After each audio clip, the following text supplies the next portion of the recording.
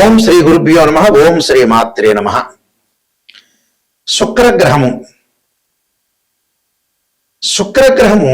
August 2వ తారీఖు నుంచి శుక్రుడు కన్యా రాశిలో సెప్టెంబర్ 1వ తారీఖు వరకు రమారమి దాదాపుగా 30 రోజుల పాటు ఉంటాడు.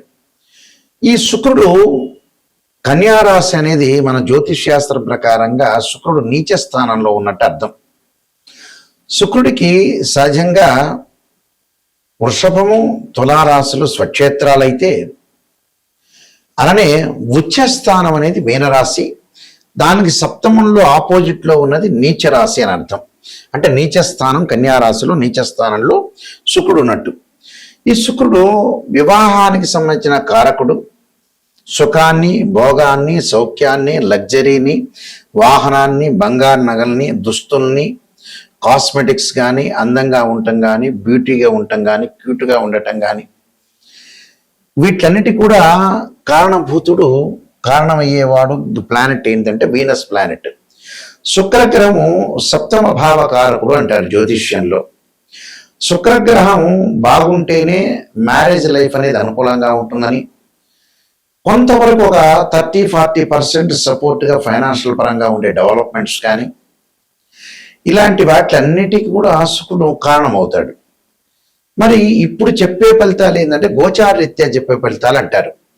గోచార పరంగా ఎవరి రాశి దగ్గర నుంచి అయినా సరే వాళ్ళు ఎలా చూసుకోవాలి, వాళ్ళ రాశి దగ్గర నుంచి 1, 2, 4, 5, 8, 9, 11 స్థానాల్లో ఉంటే శుక్రుడు మంచి ఫలితాన్ని ఇస్తాడు.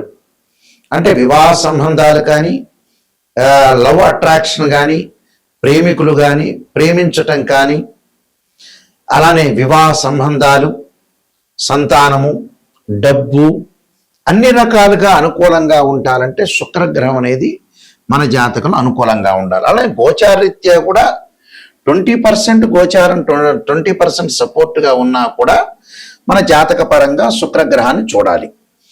అంటే ఈ గోచారం అంతా కూడా ఉద్యోగము, వ్యాపారము, సంతానము, డబ్బు, ఈ నెల రోజుల పాటు ఎలాంటి నిర్ణయాలు తీసుకోవాలి, ఎలాంటి విషయాలు తీసుకోవాలి, ఎలాంటి మనం ఖచ్చితమైన నిర్ణయాలు తీసుకోవాలి, ఎలాంటి తప్పుడు నిర్ణయాలు తీసుకోకూడదు అని చాలా జాగ్రత్తగా అనుసరించేదే గోచారం. నిర్ణయం అనేది కరెక్ట్గా ఉండాలి. మన 6th సెన్స్ చెప్తున్నట్టుగా నిర్ణయం అనేది కరెక్ట్గా ఉంటే లైఫ్లో మనం ఖచ్చితంగా ముందుకు వెళ్ళొచ్చు. అంటే ఈ నెల రోజుల పాటు ఎలాంటి నిర్ణయాలు, మంచి చెడుల యొక్క నిర్ణయాలు నిర్ణయించేదే గోచారం అంటారు. This is the transit system. దానికి ఎలాంటి పరిహారాలు చేసుకోవాలి, ముందుకు వెళ్ళాలి. అలానే ద్వాదశ రాశుల వాళ్ళందరికీ కూడా శుక్రగ్రహం అనేది ఎలాంటి ఫలితం ఇవ్వబోతుంది ఈ నెల రోజుల్లో మనం తప్పకుండా నిజాన్ని తెలుసుకోవాలి. మకర రాశి వారికి శుక్రుడు యొక్క బలం ఏ విధంగా ఉండబోతుంది? పంచమ రాశ్యాధిపతి అలానే పంచమ రాశ్యాధిపతితో పాటు దశమ రాశ్యాధిపతి అయిన శుక్రుడు ఇక్కడ భాగ్యస్థానంలో ఉండటం వల్ల ఎలాంటి ఫలితాలు జరగబోతున్నాయి అంటే, శుక్రగ్రహం వల్ల 9వ స్థానంలో ఏదైతే మకర రాశి వారికి భాగ్యస్థానంలో శుక్రుడు నీచపట్టడం వల్ల ప్రయత్నాలు పూర్తిగా కావటం, నూతన వస్త్రప్రాప్తి, మనోధైర్యము, ఆరోగ్యము, సర్వ ప్రయత్నాలు చేయటం జరుగుతుంటుంది. అంటే శుభ కార్యక్రమాలు చేసుకుంటుంటారు. వివాహ శుభ కార్యక్రమాలతో పాటు వృత్తి ఉద్యోగాల్లో అనుకూలంగా ఉండటం, ప్రతి విషయంలో కూడా ముందుకు వెళ్ళటం, ఆలోచనాసరళిలో మంచి మార్పులు, మంచి సుసంపన్నమైన కుటుంబం నుంచి అమ్మాయి కానీ అబ్బాయి కానీ లభించటం, అలానే ప్రేమించిన యువకులు కూడా పెద్దలను ఒప్పించి వివాహం చేసుకునే అవకాశాలు, గతం కంటే కూడా ఇప్పుడు ఆరోగ్యం అనేది కొంత మెరుగుపడుతుంటుంది. గృహ ఉపకరణ వస్తువులు కొనుగోలు చేస్తారు, బంగారు ఆభరణాలు కొనుగోలు చేస్తారు, నూతన ప్రయత్నాలు సఫలీకృతం చేసుకుంటారు. కానీ ఇందులో నెగిటివ్ ఏమిటి అని అంటే, సంతానపరంగా కొన్ని ఇబ్బందులు కలిగే సూచనలు ఉంటాయి. అంటే సంతానం కలగలేకపోవటం, సంతానం డెవలప్మెంట్ చెందలేకపోవటం, అనేకమైన మానసికమైన బాధలు కలుగుతుంటాయి. ఈ మానసిక బాధల్ని ఓవర్కమ్ చేయాలి. శుభ కార్యక్రమాలు జరుగుతుంటాయి, కొన్ని ఏదో రకమైన అలజడి, మనశ్శాంతి లేకపోవటం, డబ్బులు వస్తుంటాయి, ఆర్థిక పరంగా అనుకూలంగా ఉంటారు, కానీ ఏదో రకమైన మానసికంగా సైకలాజికల్గా అన్సాటిస్ఫాక్షన్, మధ్యవర్తిత్వం అనేది మంచిది కాదు. వీళ్ళు చేయాల్సిన పని ఏమిటి అంటే తప్పకుండా శరీరే జర్జరీభూతే వ్యాధిగ్రస్తే కళేబరి ఔషధం జాహ్నవీతోయం వైద్యో నారాయణహరి అనే మంత్రాన్ని, అంటే ఆరోగ్యం అనేది ఇంకా మెరుగుపడటానికి, అలానే వివాదాలు శత్రువృద్ధికి కార్తవీర్యార్జునుడి యొక్క స్తోత్రం, ఇంద్రుడి యొక్క ఆరాధన చేయటం వల్ల వీళ్ళకి మంచి ఫలితాలు వచ్చే అవకాశం ఖచ్చితంగా ఉంటుంది. ఈ శుక్రగ్రహము మనకి కళత్రకారకుడు. చాలా మంది కూడా వివాహానికి ఏం చూస్తుంటారంటే కుజదోషాన్ని చూస్తుంటారు. నిజంగా ఏమిటంటే కుజదోషం కాదు. నిజాన్ని తెలుసుకోవాలని మన ప్రేక్షకులందరికీ కూడా ఒక అవగాహన రావాలన్న ఉద్దేశం ఇంటెండ్. వీనస్ ప్లానెట్ ఏంటంటే సప్తమ భావ కారకుడు, అంటే 7th లార్డ్కి సంబంధించిన కారకుడు శుక్రుడు. శుక్రగ్రహం అనేది అనుకూలంగా ఉంటేనే మనకు మ్యారేజ్ లైఫ్ అనేది కరెక్ట్గా ఉండటం, మ్యూచువల్ అండర్స్టాండింగు, డిస్ప్యూట్స్ లేకుండా ఉండటం, వైఫ్ అండ్ హస్బెండ్ రిలేషన్లో చాలా అనుకూలంగా ఒక పాజిటివ్ ఉండాల్సిన అవసరం ఉంటున్న గ్రహం ఏంటంటే శుక్రుడు. శుక్రుడు ఎప్పుడూ కూడా జన్మజాతకం వేరు, బర్త్ చార్ట్ వేరు, గోచారం వేరు. గోచారంలో ఉండే కండిషన్స్ వేరుగా ఉంటాయి చూడటంలో, రిజల్ట్స్ చూడటంలో. బర్త్ చార్ట్కి సంబంధించిన రిజల్ట్ వేరుగా ఉంటాయి. కన్ఫ్యూజ్ పడద్దండి. గోచార పరంగా మీరు ఎలా చూసుకోవాలనేది నేను మొట్టమొదటి చెప్పా. ఇప్పుడు బర్త్ చార్ట్ అంటే నాటల్ చార్ట్లో నేను చెబుతున్నాను. ఈ నాటల్ చార్ట్లో ఏమిటి అని అంటే ఎవరి జాతకాన్నైనా మనం వివాహం అవుతుందా కాదా, వివాహపరంగా డిఫరెన్స్ ఆఫ్ ఒపీనియన్స్ ఎందుకు వస్తాయి, మ్యూచువల్ అండర్స్టాండింగ్ అనేది లేకపోవటం ఏంటి, పెళ్లి అనేది ఎందుకు ఆలస్యం అవుతుంది, ఆలస్యం తర్వాత కూడా విడాకులు ఎందుకు జరుగుతాయి, వివాహం జరగకపోవటానికి కారణం ఏంటి అంటే పేరెంట్స్ అందరూ కూడా గుర్తుపెట్టుకోవాల్సింది ఏంటంటే చాలామంది కూడా 40 ఏళ్ల వరకు 50 ఏళ్ల వరకు పిల్లల యొక్క పెళ్ళిళ్ళు చేయకుండా డబ్బులు ఏదో ఖర్చు అవుతున్నాయని మ్యారేజ్ బ్యూరోలో కానీ ఆస్ట్రాలజర్ని అప్రోచ్ కాకుండా ఇలాంటివన్నీ చేస్తుంటారు. డబ్బులు ఖర్చు అయ్యే అవకాశం అందరికీ ఉంటుంది. ఒకవేళ వాడు ఏమన్నా మ్యారేజ్ బ్యూరోలో ఖర్చు పెట్టలేదా, ఆస్ట్రాలజర్ని కరెక్ట్ అప్రోచ్ కాలేదా, ఏమైనా ఆస్ట్రాలజర్ ఎక్కువ అడుగుతున్నాడా అనే ఉద్దేశంతో కూడా కొంతమంది ఆపుకుంటారు. ఇక్కడ జీవితంలో మనం ఎంత సంపాదించినా పిల్లల యొక్క పెళ్ళిళ్ళు కాకపోతే మనం సంపాదించిన డబ్బు వృధా అని అర్థం. అంటే దానికి అర్థము పరమార్థం లేనట్టు అర్థం. డిలే చేయకూడదు. వాళ్ళు ప్రేమ పెళ్ళిళ్ళైనా మామూలు పెద్దలు కుదిరించిన పెళ్ళిళ్ళైనా పెళ్ళి అనేది చాలా ఇంపార్టెంట్. అంటే తల్లిదండ్రులు సంపాదించిన డబ్బు ఎందుకు ఎవరు అనుభవించాలి అంటే పిల్లలే అనుభవించాలి. పిల్లలకి మళ్ళీ పిల్లలు లేకపోతే మనం డబ్బు సంపాదించినా కష్టపడినా వేస్ట్. అంటే ఏ కృష్ణా నదిలోనో గోదావరి నదిలోనో మూసీ నదిలో వేయటం మంచిది. అంటే పిల్లలు బాగుంటేనే పేరెంట్స్ బాగుంటారు. దానికి కారణం ఏంటి? శుక్రగ్రహం. శుక్రుడు బ్రహ్మాండంగా పిల్లల జాతకంలో బాగున్నట్టే వెల్ అండ్ గుడ్, మ్యారేజ్ అయిపోతుంది, వాళ్ళకి మళ్ళీ మనవాళ్ళు, మీకు మనవాళ్ళు పుడతారు, అలానే పిల్లలు, వాళ్ళ కొడుకులు, అలాగా కంటిన్యూటీ ప్రాసెస్ అనేది ఒకటి ఉంటుంది. శుక్రుడు ఎప్పుడూ కూడా జన్మలగ్నం నుంచి అనుసరించి 6, 8, 12 స్థానాల్లో ఉండకూడదు. Formula number 1. ఫార్ములా నెంబర్ 2, శుక్రుడు అశ్విని మఖ మూల నక్షత్రాల్లో ఉండకూడదు, ఆరుద్ర స్వాతి శతభిష నక్షత్రంలో ఉండకూడదు, అలానే మృగశిర చిత్త ధనిష్ట నక్షత్రంలో ఉండకూడదు, అలానే పుష్యమి అనురాధ ఉత్తరాభాద్ర నక్షత్రంలో ఉండకూడదు. ఇది ఫార్ములా నెంబర్ 2. ఫార్ములా నెంబర్ 3 ఏమిటంటే శుక్రుడు పాపగ్రహాలతో కంజంక్షన్ కాకూడదు. శుక్రుడు రాహుతో కానీ కేతువుతో కానీ శనితో కానీ కుజుడితో కానీ కంజంక్షన్ కాకుండా ఉండటం మంచిది.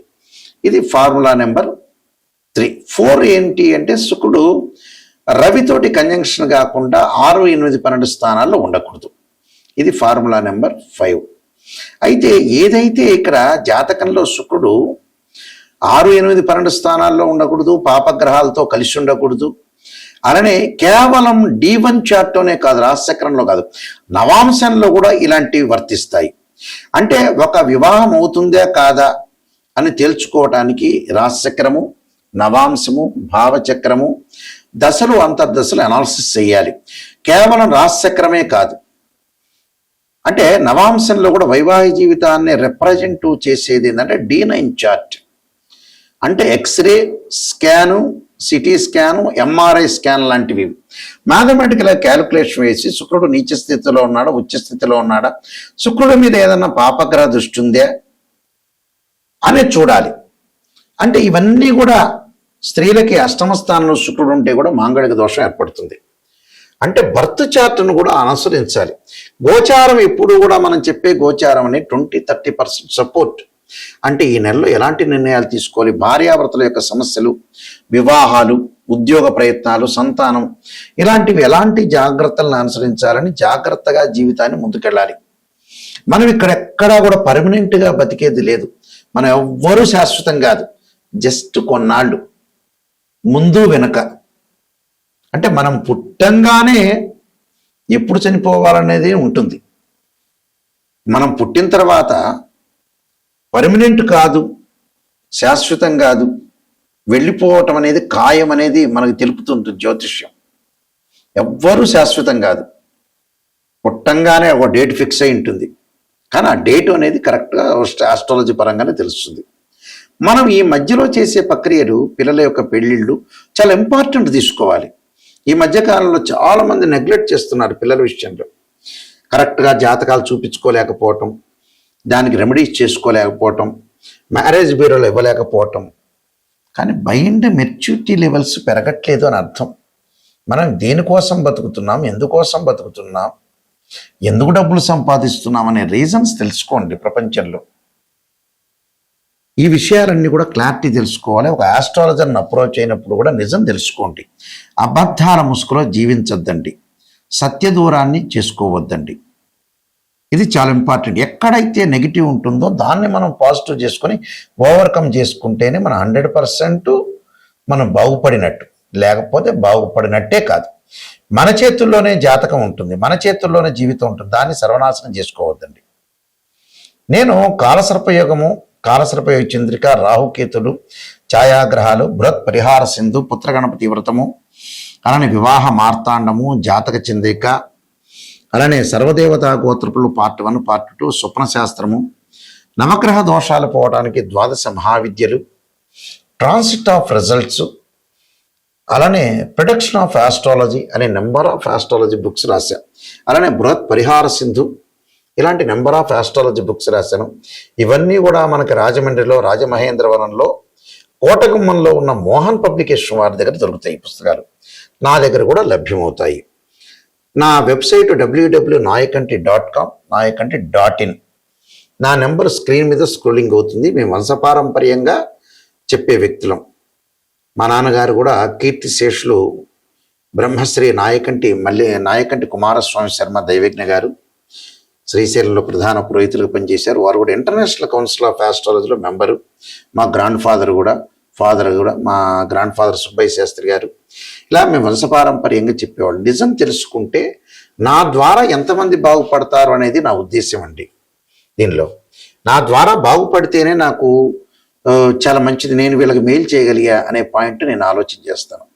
తప్పకుండా నిజాన్ని తెలుసుకునే వాళ్ళు, నిజం తెలుసుకోవాలి. నాయకంటి మల్లికార్జున శర్మ గారి ద్వారా బాగుపడాలి. వాళ్ళు వంశపారంపర్యంగా చెప్పే వ్యక్తులు.